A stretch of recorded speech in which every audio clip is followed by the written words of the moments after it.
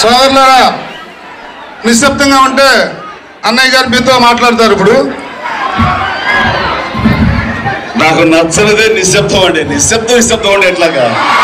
ఈ ఉత్సాహం కావాలి, ఈ విజిల్స్ కావాలి, నిశ్శబ్దం కాదు. మనకు కావాల్సింది క్రమశిక్షణ. ఎప్పుడు సైలెంట్ గా ఉండాలి, ఎప్పుడు గళమెత్తి జనంలో మనం కలవాలి, వారందరినీ ఏకం చేసి గట్టిగా ఎప్పుడు అరగాలి, ఆ అరుపు ఢిల్లీ దాకా ఎలా వినిపించాలి అనేది కావాలి. సో ఎప్పుడు అరవాలి, ఎప్పుడు అదుపులో ఉండాలి అనేది మనకు తెలుసు. ఆ క్రమశిక్షణ ఉంది. కావాల్సింది క్రమశిక్షణే తప్ప సైలెన్స్ కాదు.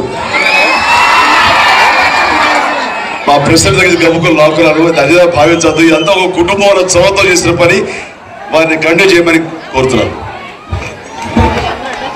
ప్రభుత్వం ఉందంటే కనుక నిజంగా చాలా విచారించాల్సిన స్వామి అవసరం. ఏదో కొత్తగా వచ్చే ఒక ప్రాబ్లం కాదు, ఇది ఎప్పటి నుంచో ఉంది. భవిష్యత్తులో ఇది ఇంకా ఎంత వర్స్ట్ గా, ఇంకా ఎంత దీనంగా తయారవుతుంది పరిస్థితి అనేది తెలిసి కూడాను ముందస్తు చర్యలు ఏమి తీసుకోకపోవటం, ఆ రకంగా ప్రజలకి ఆ సౌలభ్యం ఇవ్వలేకపోవడం అనేది ఇది ఘోర వైఫల్యం అనే సందర్భంగా. ఇది అనుకోకుండా వచ్చిన వరదో, అనుకోకుండా జరిగిన ముంపో, లేకపోతే సడన్ గా వచ్చినటువంటి ఒక డ్రౌట్, ఒక కరువు కాదు. ఇది పరిస్థితి ఇలాగే ఉంటుందని అంచనా వేయగలరు అలాంటి నిపుణులు ఉన్నారు, అలాంటి పరిశీలకులు ఉన్నారు.